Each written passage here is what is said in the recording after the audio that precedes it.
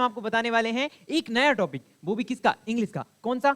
Central idea. आप सोच रहे हो कि सेंट्रल आइडिया मैंने क्यों लिया? क्योंकि ये हमें 4 मार्क्स दिलाता है। कितने मार्क्स? 4 मार्क्स। और 4 मार्क्स हम छोड़ना चाहेंगे? बिल्कुल नहीं। इसीलिए आज की टॉपिक में हम जो हमारी फर्स्ट पोएम है द डस्ट ऑफ स्नो का पूरा सेंट्रल आइडिया पढ़ेंगे, समझेंगे और आपको क्या करना है, इनको लिख लेना है। क्योंकि ये जो सेंट्रल आइडिया मैंने खुद कस्टमाइज करके लिखा है और आप इसको लिख लीजिए क्योंकि ये छोटा है प्लस इंटरेस्टिंग है, जो कि आप आराम से याद कर सकते हो। तो बिना किसी देरी के आइए हम शुरू करते हैं और पहुंचते हैं अपने किस पे?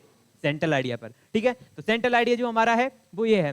कौन सी पोएम है हमारी? Dust of snow. ठीक है, और आपको जिस प्रकार मैंने ये लिखा है उसी प्रकार आपको पेपर में लिखना है और आपके कितने मार्क्स? 4 मार्क्स पक्के हो जाएंगे, जो कि आपको एग्जाम टाइम में बहुत मदद देंगे। और आपका बोर्ड हो, प्री बोर्ड हो, हाफ ईयरली हो, आप किसी में भी लिखिएगा और आपको फुल मार्क्स मिलेंगे, एक भी मार्क्स आपका कटेगा नहीं। तो बिना किसी देरी के आइए हम इसको समझते हैं किस प्रकार से हमारे जो नरेटर हैं, यानी जो हमारी पोएम जिसने लिखी है वो किस प्रकार से लिखी है और किस उद्देश्य से लिखी है और इसमें क्या मेन टॉपिक है। तो सबसे पहले मैं ओवरव्यू आपको थोड़ा बता देता हूँ। अगर आपने मेरी पोएम वाली वीडियो नहीं देखी तो आप पहले वो देखिए, इसके बाद इस पे आइए। देखिए, तो डस्ट ऑफ स्नो है, इसका मैं थोड़ा आपको समरी दे देता हूँ। जो हमारे राइटर हैं, कौन है? Robert Frost. इन्होंने अपनी पोएम में सबसे मेन टारगेट किया है सुपरस्टिशन। सुपरस्टिशन तो बोले अंधविश्वास। अंधविश्वास हमारे समाज में कुछ ज्यादा ही होता है। इंडिया में सुपरस्टिशन बहुत चरम सीमा पे रहता है। अगर कोई बिल्ली रास्ता काट जाए, अगर कहते हैं बिल्ली ने रास्ता काट दिया, अगर कोई रास्ता है और बिल्ली निकल जाए तो कहते थे भाई कुछ गलत होगा, बिल्ली ने रास्ता काट दिया।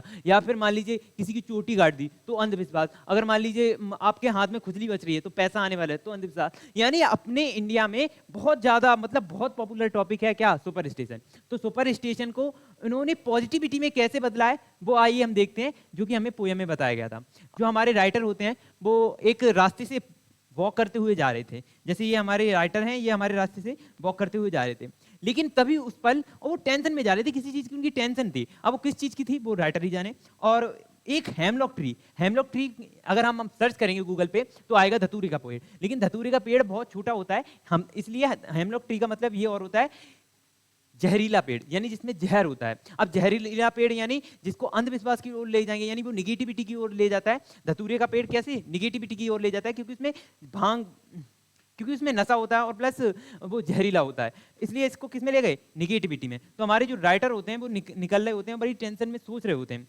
तभी क्रो क्या होता है? कौवा। और कौवा क्या, अगर हमें हमारे दिमाग में कौवा आता है तो ऐसा तो नहीं कि बहुत पॉजिटिविटी का ख्याल आते हो। कौवे हमारे से, अगर आपने हॉरर मूवी देखी है तो उसमें क्या उड़ाते हैं रात में? काफी काले कौवे या फिर कोई काली चीज से हमें क्या बोलते हैं? निगेटिविटी आती है। तो काला कौवा जो होता है ना, जो क्रो होता है ना, वो हेमलॉक ट्री पर बैठा होता है और एकदम से उड़ जाता है।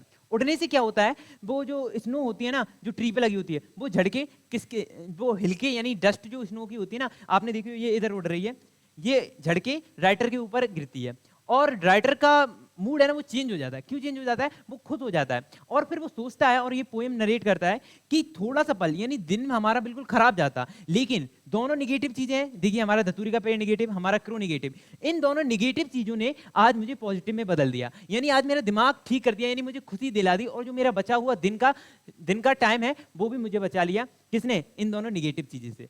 और उन्होंने ये बताया है निगेटिव कुछ नहीं होता, सब पॉजिटिव होता है, बस हमारी देखने की नजरिया होता है। आप हर चीज अगर नेगेटिविटी में ले जाएंगे तो हर चीज नेगेटिव होती है, अगर आप पॉजिटिविटी में ले जाएंगे तो पॉजिटिव होती है। यही हमारा इस पोएम का उद्देश्य था लिखने का, राइटर का। ठीक है, तो बिना किसी देरी के आइए अब हम किस पे चलते हैं? सेंट्रल आइडिया पे। तो the poem dust of snow by Robert Frost किसने लिखा है? आपको ये हाईलाइट करके अपने सेंट्रल आइडिया में लिखना है, क्योंकि ये कैचिंग चीज होती है जो हमारे एग्जामिनर को कैच कर लेती है, दिखा देती है कि हाँ बच्चे ने पढ़ा है, जिसके कारण उसको उसका राइटर की, यानी पोएम का राइटर का भी नाम मालूम है। ठीक है, says they small movement in life can be very important, यानी जीवन जो हमारा है उसका एक एक पल बहुत महत्वपूर्ण है। क्यों महत्वपूर्ण है? अगर ये आपने गाना तो जरूर सुना है, जिंदगी एक सफर है सुहाना, यहाँ कल क्या हो किसने जाना, यानी हमारी जिंदगी में कल क्या हो किसने जाना। तो इसलिए एक एक पल अच्छे से हंसी खुशी से बिताएं, अच्छे से बिताएं। ठीक है, तो हमारे ये जो राइटर है वो कहते हैं एक एक पल, यानी एक एक स्मॉल पार्ट ऑफ टाइम, यानी छोटा छोटा समय, थोड़ा थोड़ा समय, यानी पर सेकंड, एक सेकंड की भी बहुत कीमत है। क्योंकि अगर वो एक सेकंड निकल गया उसके बाद वो सेकंड वापस नहीं आएगा। अगर हमने पूरा दिन टेंशन में निकाल दिया तो वो दिन हमारा बेकार हो जाता है। तो वही कहते हैं बहुत इंपॉर्टेंट होता है, एक हमारा स्मॉल टाइम भी बहुत ज्यादा इंपॉर्टेंट होता है हमारी लाइफ के लिए। ठीक है, हाँ, अब फिर आगे क्या देते हैं? एक रो सेक स्नो फ्रॉम अ ट्री, यानी एक जो मतलब क्रो है यानी कौवा है, वो एक पेड़ की डाली पे बैठ के उसको स्नो को हिला देता है, जिससे स्नो क्या होती है, नीचे गिर जाती है। Making a spark think about life, यानी उसी वक्त जो राइटर है उनके दिमाग में एक अच्छी चीज उत्पन्न होती है, दिमाग में उत्पन्न होती है, वो भी किसके बारे में, लाइफ के बारे में, ठीक है। It remember us to appreciated small things and not take a life for granted, यानी छोटी छोटी चीजें के लिए हमें शर्मिंदा यानी बड़ा सोचना या फिर कंफ्यूज नहीं होना चाहिए, ग्रेडेड फील नहीं करना चाहिए, यानी शर्मिंदगी फील नहीं करनी चाहिए छोटी छोटी चीजों के लिए। ये चीज दिमाग में आई किसके, राइटर के। Even a brief moment can be change our perspective and help us see, यानी हमारा देखने का नजरिया भी चेंज हो जाता है किन छोटी छोटी चीजों का, और ब्यूटी ऑफ लाइफ, यानी अपनी जिंदगी की सुंदरता के बारे में। उम्मीद है ये चीज आपको समझ में आई होगी, क्लियर हुई होगी, और आप इसको याद कर लेना। क्यों? क्योंकि आपके लिए ये बहुत इंपॉर्टेंट है, आपके 4 मार्क्स क्लियर करेगा, और ये बहुत ज्यादा आता है क्योंकि फर्स्ट चैप्टर का है, फर्स्ट पोएम है और इंपॉर्टेंट भी है। तो इसकी एक बार स्क्रीनशॉट लीजिए और लिख लेना, और ये बहुत छोटा है जो कि आप आराम से याद कर सकते हो। अब हमारी नेक्स्ट स्लाइड क्या कह रही है, नेक्स्ट स्लाइड कह रही है थैंक यू। अब थैंक यू किस लिए कहा जाता है मैं बता चुका हूं। थैंक यू फॉर वॉचिंग, मिलते हैं नेक्स्ट वीडियो में। अगर आपने वीडियो को लाइक नहीं किया तो लाइक कीजिए, और चैनल को सब्सक्राइब नहीं किया तो चैनल को सब्सक्राइब कीजिए, और शेयर कीजिए इस वीडियो को अपने दोस्तों को जिसको इसकी सख्त जरूरत है। मिलते हैं नेक्स्ट वीडियो में।